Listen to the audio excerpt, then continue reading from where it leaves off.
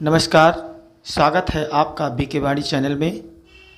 आज फैज़ाबाद और अयोध्या के मध्य में बसा बहुत ही सुंदर और मनोरम स्थान माता देवकाली, जो कि भगवान श्री राम की कुल देवी हैं, उनका दर्शन करने का सौभाग्य हुआ।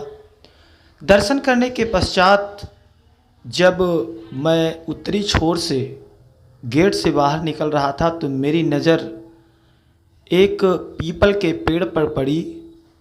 पीपल के पेड़ को हमने देखा और उसके नीचे पड़े हुए उन तमाम मूर्तियों को देखा जो खंडित अवस्था में, उपेक्षित अवस्था में और इसी प्रकार पड़े थे। ऐसे लग रहा था जैसे कोई इनको यहाँ पर बहुत ही उपेक्षित रूप से फेंक गया है। ये वही मूर्तियाँ हैं मित्रों, जिनको बड़े बड़े दुकानदार, बड़े बड़े फैक्ट्रियों में, बड़े बड़े कंपनियों के मालिक, छोटे दुकानदार अपने दुख सुख, हालचाल और अपने दुखड़े को बताने के लिए भगवान लक्ष्मी, गणेश, हनुमान जी, कुबेर जी, सरस्वती जी आदि का मूर्ति जो है वो रखते हैं और उनसे अपने दुख सुख की बातें करते हैं, धूप दीप करते हैं, आरती करते हैं, उनको बहुत ही सजा संवार कर रखते हैं। लेकिन प्रश्न यहाँ पर ये उठता है मित्रों कि क्या दीपावली बीत जाने के बाद या दीपावली के दिन नए मूर्तियों के घर में लाने के पश्चात ये जो पुरानी मूर्तियाँ जिनको हमने साल भर पूजा है, जिनकी हमने सेवा की है अच्छे से, जिसको हमने पूरे साल भर सजा संवार करके रखा है, तिलक किया है, चंदन किया है, धूप दीप आरती किया है, अपने दुख सुख का हाल बताया है और बहुत ही सुख और शांति का अनुभूत किया है, क्या इनकी यही दशा होनी चाहिए?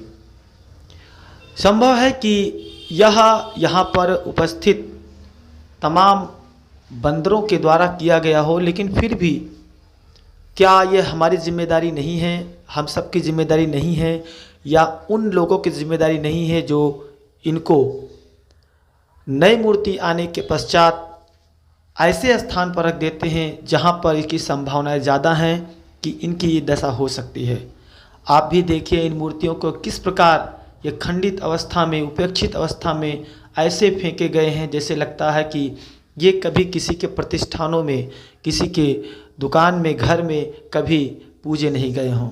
मित्रों, ऐसे चित्र देखकर, ऐसे दृश्य को देखकर मन बहुत ही अशांत हो जाता है और क्रोध की भी अनुभूति होती है और कहीं न कहीं सत्य सनातन धर्म का उदाहरण जो बड़े बड़े ज्ञानी पंडित प्रस्तुत करते हैं उनकी बातें झूठी लगने लगती हैं। इन चित्रों को, इन दृश्यों को देखकर बस मन द्रवित हो जाता है, एक दुख की अनुभूति होती है और कहीं न कहीं उन लोगों पर गुस्सा भी आता है जो ऐसा करते हैं।